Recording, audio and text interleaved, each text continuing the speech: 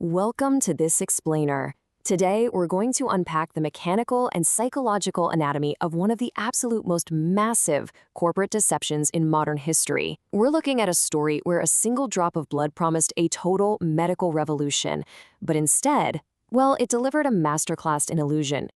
Okay, let's just dive right into this staggering valuation. $9 billion.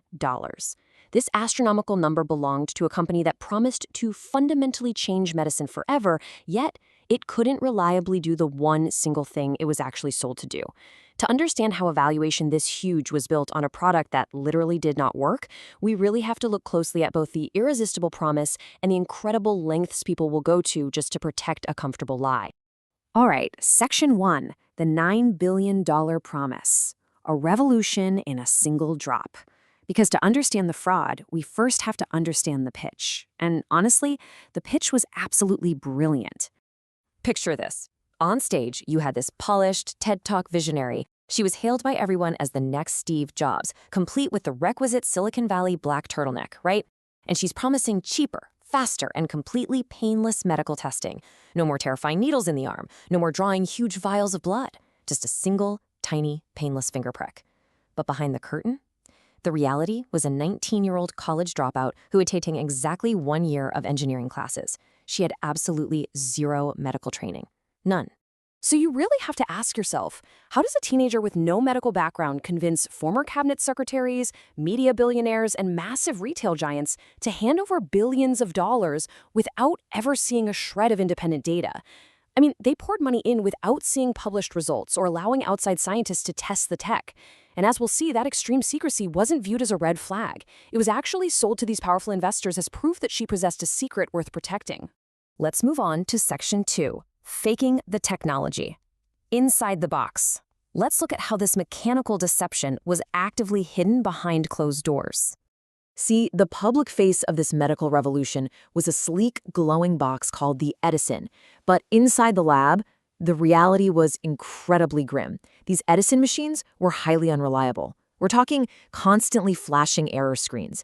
The internal robotic arms would miss their targets and just jam. And most alarmingly, the machine would frequently spit out completely different medical answers for the exact same blood sample. So faced with a machine that flat out did not work, the company had to make a choice. And they chose deception. This is how they pulled it off. Because their magic box was failing, they secretly started running patient samples on their competitors' machines. Just standard, off-the-shelf commercial analyzers that normal labs already used. But here's the massive structural problem they ran into. A standard machine needs a normal-sized blood draw, right? Like a full vial. Because the company had promised a tiny, thimble-sized finger prick sample, they had to secretly dilute and water down the blood just to make the volume large enough for the competitor's machine to even process it. By watering down the sample, they completely degraded the reliability of the test, sometimes to the point where the results literally meant nothing at all. The supreme irony here, the painless finger prick, the entire selling point of the company, was exactly what made the results utterly useless. Which brings us to Section 3, real patients, real danger, crossing the line. Because this is where the story shifts from a wild financial scheme to a severe public health threat. The contrast here is just drastic. The marketing promised these pristine wellness centers with smiling stock models, offering a seamless, empowering healthcare experience. But the reality was devastating. Real everyday patients were receiving incorrect, deeply frightening medical results based on watered-down blood and totally unreliable machines. You had healthy individuals who were suddenly flagged for serious diseases. In one horrific instance, a woman received test results falsely suggesting she might be miscarrying. Real results, real patients, real decisions. Imagine being one of those patients. Sitting in an emergency room, absolutely panicking over numbers generated by a machine that was essentially just guessing. This wasn't a glitchy smartphone app crashing on launch, This was a broken blood test making life-altering medical decisions. The company crossed a profound ethical line that you simply cannot walk back from. They maintained this glossy, super confident public facade on stages and magazine covers, all while being fully aware of the sheer danger and the manipulated data festering in their own lab. Section 4, the whistleblower's choice, breaking the spell. A secret of this magnitude only works if every single person on the inside agrees to stay quiet. But eventually, a young lab employee saw something he fundamentally could not unsee. Talk about a nightmare scenario for this whistleblower. He was a young guy fresh out of college working directly in the lab. He's witnessing the failing test data firsthand and watching as the company quietly deleted bad results just to keep the good ones. But his obstacle was massive. His own grandfather was a high-profile board member and a former U.S. Secretary of State. When the young employee tried to raise alarms internally, the company's lawyers came after him hard. They actually weaponized his family ties to pressure him into silence. But despite facing incredible psychological and legal pressure, and actually spending his own savings on his legal defense, he made the incredibly brave choice to tell the truth to a reporter from the Wall Street Journal. And once the truth was published, the collapse was blindingly fast. Exposing those diluted samples and the secret use of competitors' machines completely unraveled the facade overnight. Regulators stepped in and shut down the dangerous laboratory operations immediately.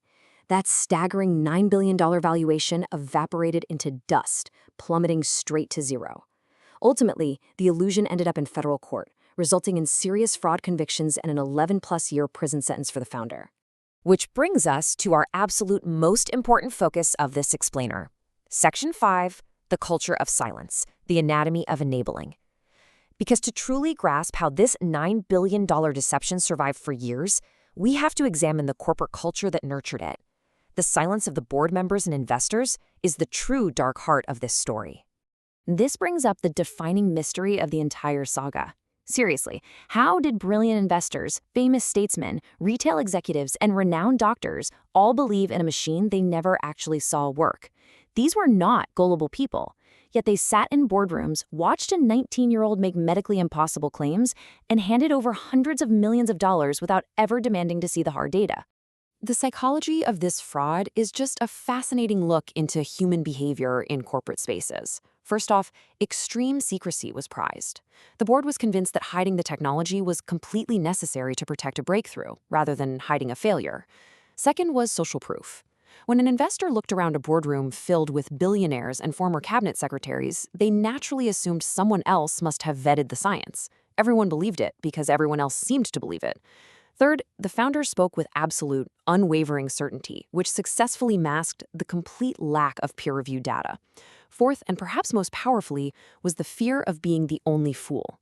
Nobody wanted to be the one person in the room who didn't understand the supposed genius of the next Steve Jobs. And finally, the company cultivated a toxic culture that weaponized intimidation against anyone who dared to dissent or ask hard questions. The board's failure wasn't a lack of intelligence. It was a catastrophic failure of curiosity driven entirely by ego and fear. In the end, the jury had to ask one legal question. Did the founder knowingly deceive the people who trusted her? And the verdict was yes.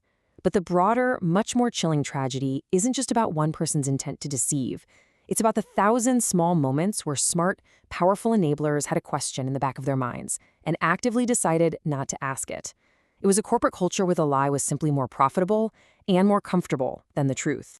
The drop of blood they took from patients was real, but absolutely everything built on top of it was an illusion. So I want to leave you with this to consider. What does it say about our modern corporate culture and our relentless desire for the next big visionary that an absolute illusion can reach a $9 billion valuation simply because the smartest people in the room are too afraid to demand the truth? Thank you so much for joining me for this explainer.